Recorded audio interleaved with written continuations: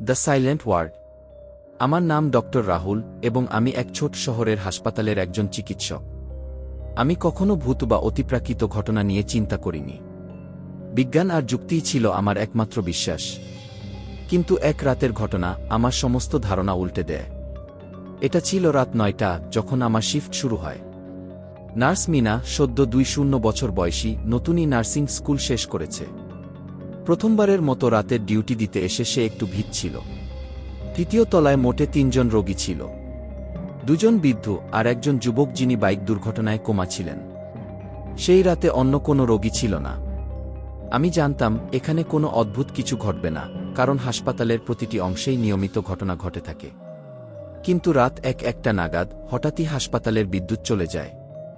Generator চালু হলেও করিডোরের বাতি ঝলকাতে থাকে। বাতির আলোতে কিছু অদ্ভুত প্রতিচ্ছবি ফুটে উঠছিল, যেন কোনো অজ্ঞাত ছায়া দ্রুত গড়িয়ে যাচ্ছে। মিনা কিছুটা আতঙ্কিত হয়ে আমাকে বলল, স্যার, আপনি শুনতে পাচ্ছেন না? এমন কিছু অস্বাভাবিক হচ্ছে কি?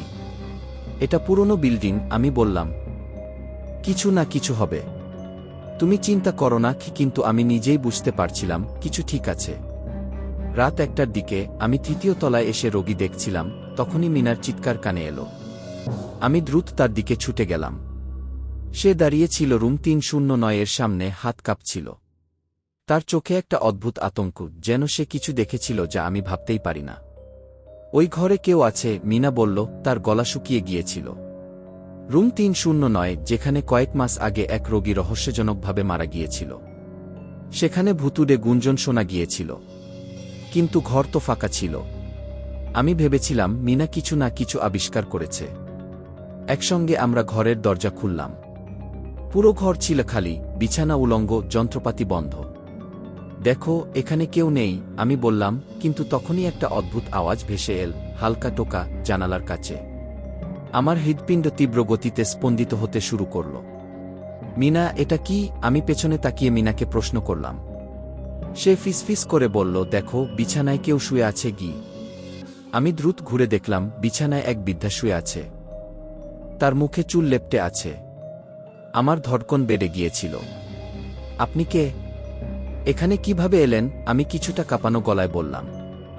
বৃদ্ধা ধীরে ধীরে মাথা উঠিয়ে আমার দিকে তাকালো। তার চোখের ভিতর এক ধরনের শূন্যতা ছিল, যেন সে হাজার হাজার বছর ধরে এক অন্ধকার জগতে বন্দী ছিল। তার মুখ দিয়ে বের হলো, সে আসছে। তোমার জন্য কি? মিনা অস্থির হয়ে গেল এবং আমাকে ঝাঁকিয়ে বলল, স্যার, চলুন। আমি তাকে ধাক্কা দিয়ে ঘর থেকে বের করে দিলাম। ততক্ষণে স্ট্রেচারটি আবার একা গড়িয়ে আসছিল। আমরা তা অনুসরণ করতে থাকলাম। স্ট্রেচারটি থেমে গিয়ে আইসিইউ এর সামনে দাঁড়ালো। ভেতরে সেই যুবকটি, যিনি বাইক দুর্ঘটনায় কোমায় ছিলেন, সে একেবারে সোজা হয়ে বসে উঠল। তার চোখ খোলার পর তার ঠান্ডা কণ্ঠে বলল, পালাও, যত দ্রুত সম্ভব পালাও। এবং ঠিক তখনই আইসিইউ মনিটরটি ফ্ল্যাটলাইন হয়ে গেল। রুমের বাতি আবার জ্বলে উঠল, কিন্তু কিছু ছিল যা আমি তখনও বুঝতে পারিনি। মিনার হাত শক্ত করে ধরতে ধরতে আমি চমকে উঠলাম। একটি অদ্ভুত আওয়াজ ভেসে আসলো, একটি রুদ্ধস্বর। সেই আওয়াজ যা কোনো মানুষের নয়, একটা গভীর সব গুঞ্জন, যেন কিছু অশুভ শক্তি আমাদের দিকে আসছে। আমরা সিঁড়ি দিয়ে নিচে নেমে আসলাম, কিন্তু আমি অনুভব করলাম কিছু একটা পিছনে আমাদের অনুসরণ করছে। একটি ছায়া আমাদের পেছনে দ্রুত চলে আসছে, কিন্তু যখন ঘুরে তাকালাম, কিছুই ছিল না। আমি বুঝতে পারলাম সেই পুরনো বিল্ডিংটা শুধু পুরনো নয়, এখানে কিছু অন্যরকম অশুভ শক্তি বাস করছে, যা আমাদের জন্য অপেক্ষা করছিল। তখনই আমি মিনাকে বললাম, তুমি জানো, যে মহিলা বলেছিল সে আসছে, সে আসলেই কি ছিল? মিনা এক মুহূর্তের জন্য তাকাল। তার চোখের ভিতর ছিল অজানা ভয়। হঠাৎ করেই লবি থেকে একটি ছায়া সরতে শুরু করল এবং এক অদ্ভুত শীতল বাতাস আমাদের চারপাশে ঘুরতে লাগল। তখন আমরা বুঝতে পারলাম সে আসছে। সিঁড়ি দিয়ে নিচে নামার সময় আমার মনে হচ্ছিল প্রতিটি ধাপ যেন কোনো ভারী অশুভ শক্তির হাতে আটকে আছে। মিনার হাত আমার হাতের মধ্যে কাঁপছিল। চারপাশে কোনো শব্দ নেই, শুধু আমাদের দ্রুত শ্বাসের আওয়াজ। কিন্তু আমার মন বলছিল আমরা একা নই। গ্রাউন্ড ফ্লোরে এসে আমি আর মিনা একটু জিরিয়ে নিতে দাঁড়ালাম। অন্ধকার লবির কোণগুলো যেন জীবন্ত হয়ে উঠেছিল। হঠাৎ মিনা ফিসফিস করে বলল, স্যার, ওই ছায়াটা দেখছেন? এটা আমাদের দিকে আসছে গি। আমার গলা শুকিয়ে গেল। দূরের এক কোণ থেকে একটি ছায়া ধীরে ধীরে লম্বা হতে শুরু করল। প্রথমে মনে হল যেন কোনো দেওয়ালের প্রতিচ্ছবি, কিন্তু তা ছিল না। ছায়াটি একদম স্পষ্ট এবং তার অবয়ব ছিল মানুষের মতো, কিন্তু তার গতি অস্বাভাবিক, কখনো দ্রুত, কখনো ধীর। আমি মিনাকে বললাম, এখান থেকে বেরিয়ে যেতে হবে এখনই। আমরা পেছনের দরজার দিকে দৌড় দিলাম, কিন্তু দরজা পৌঁছানোর আগেই বাতাস যেন ভারী হয়ে গেল। হঠাৎ দরজা নিজে থেকেই বন্ধ হয়ে গেল, এমন জোরে আওয়াজ হলো যে মনে হচ্ছিল পুরো বিল্ডিং কেঁপে উঠল। আমাদের চারপাশে এক ধরনের চাপা ফিসফিসানি শোনা যাচ্ছিল। সেটা মানুষের ভাষা নয়, কিন্তু যেন কেউ বা কিছু আমাদের কানে কানে কথা বলছে। মিনা কান চেপে ধরে বলল, স্যার, এটা থামছে না। ওরা আমাদের মাথার মধ্যে কথা বলছে। আমি তাকে টেনে নিলাম লবির মধ্যে দিয়ে, কিন্তু তখনই এক অদ্ভুত দৃশ্যের সম্মুখীন হলাম। লবির মাঝখানে সেই বৃদ্ধা যাকে আমরা 309 নম্বর ঘরে দেখেছিলাম আবার হাজির হলেন, কিন্তু এবার তার মুখের অর্ধেকটা ঝলসে গেছে।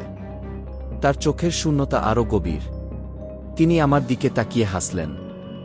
সেই হাসি ছিল অমানবিক। তোমরা পালাবে কোথায়? সে তো তোমাদের ছায়ার মতো অনুসরণ করছে, তিনি বললেন। মিনা চিৎকার দিয়ে পেছনে সরে গেল। আমি তার হাত শক্ত করে ধরলাম। আপনি কে? কি চাইছেন? আমি চিৎকার করে বললাম। তিনি হাত তুলে আঙুল দিয়ে ইশারা করলেন। তার আঙুলের দিকে তাকাতেই আমি বুঝতে পারলাম তিনি আমাদের সেই যুবকের দিকে নির্দেশ করছেন। তাকে নিয়ে যাও, অথবা তুমি তার জায়গা নেবে, তিনি বললেন। মিনা ফিসফিস করে বলল, স্যার, আমরা কি করব? তিনি আমাদের হত্যা করবেন। তখনই হঠাৎ যুবকের শরীর নিয়ে আরেক অদ্ভুত ঘটনা ঘটল। আইসিইউ মনিটর হঠাৎ চালু হয়ে গেল, যদিও বিদ্যুৎ তখনও পুরোপুরি ফিরেনি। যুবকটি আবার উঠে বসল, কিন্তু এবার তার চোখগুলো লাল রঙের হয়ে গেছে। তোমরা এখানে ছিলে না, ঠিক আছে? সে গম্ভীর কণ্ঠে বলল। আমার পুরো শরীর যেন জমে গেল। যুবকটি এমনভাবে কথা বলছিল যেন তার শরীরে অন্য কারো আত্মা বাস করছে। তার চোখের ভেতরে দেখেই বুঝতে পারছিলাম সে আর স্বাভাবিক নেই। আমরা কিছু বলার আগেই সে বিছানা থেকে লাফিয়ে উঠল। তার গলায় থেকে ভয়ঙ্কর আওয়াজ বেরোতে থাকল। এটা তোমাদের শেষ সুযোগ। যা চেয়েছিলাম সেটা দাও, না হলে এখান থেকে কেউ বাঁচবে না। কি তার কণ্ঠে এমন এক ধরনের শক্তি ছিল যে মনে হচ্ছিল পুরো বিল্ডিং কাঁপছে। আমি আর মিনা পেছনে সরে গেলাম। আমি বুঝতে পারলাম আমাদের কিছু একটা দিতে হবে, কিন্তু কি? ঠিক তখন আমার মাথায় একটা চিন্তা এল। বৃদ্ধা বলেছিলেন তাকে নিয়ে যাও। আমি মিনাকে বললাম, আমরা এই জায়গা ছেড়ে তাকে অন্য কোথাও নিয়ে যেতে পারি। এই জায়গাটা অভিশপ্ত। হয়তো এখান থেকে বেরোলেই সব শান্ত হবে। আমরা দ্রুত স্ট্রেচারে যুবককে তুলে নিচে নিয়ে আসার চেষ্টা করলাম, কিন্তু ঠিক তখনই ছায়াগুলো চারদিক থেকে আমাদের ঘিরে ধরল। যেন তারা চাইছিল আমরা এখানেই থেমে যাই। যুবকটি আবার উঠে বসল এবং এবার তার গলা থেকে শুধু একটা কথাই বের হলো, তোমরা আর সময় পাচ্ছ না। সে এসে গেছে। আমি পেছনে ঘুরে দেখি সেই ছায়া পুরোপুরি আমাদের সামনে। তার মুখ স্পষ্ট নয়, কিন্তু তার উপস্থিতি এতটাই শীতল যে আমি শ্বাস নিতে পারছিলাম না। হঠাৎ ছায়াটি আমাদের দিকে এগিয়ে এলো। আমি মিনাকে ধাক্কা দিয়ে বললাম, বেরো, এখান থেকে পালাও। আমার চোখ বন্ধ হয়ে এল। শুধু শুনলাম মিনা চিৎকার করছে, এবং তারপর অন্ধকার। যখন আমি জ্ঞান ফিরে পেলাম, আমি হাসপাতালের বাইরে ছিলাম। মিনা পাশে বসে কাঁপছিল, কিন্তু হাসপাতালের ভেতর থেকে এখনও ভেসে আসছিল সেই ফিসফিসানি। আমি মিনাকে জিজ্ঞেস করলাম, তুমি কিভাবে আমাদের বাইরে আনলে? সে চুপ করে আমার দিকে তাকাল। তার চোখের ভেতর কেমন এক শূন্যতা। আমাকে কে বলেছে তুমি বাইরে এসেছ? সে বলল। আমার শিরদাঁড়া দিয়ে ঠান্ডা স্রোত বয়ে গেল। আমরা কি সত্যি পালিয়েছি, নাকি আমরা এখনও সেই অভিশপ্ত জায়গার মধ্যেই আছি? এভাবে শেষ হলো আমাদের আজকের রহস্যময় ভয়ের গল্প, দ্য সাইলেন্ট ওয়ার্ড। এরকম আরও থ্রিলার, মিস্টিরিয়াস এবং ভয়ের গল্প শুনতে সাসপেন্স বাংলা কি এর সাথে থাকুন। নতুন নতুন গল্পের জন্য সাবস্ক্রাইব করতে ভুলবেন না।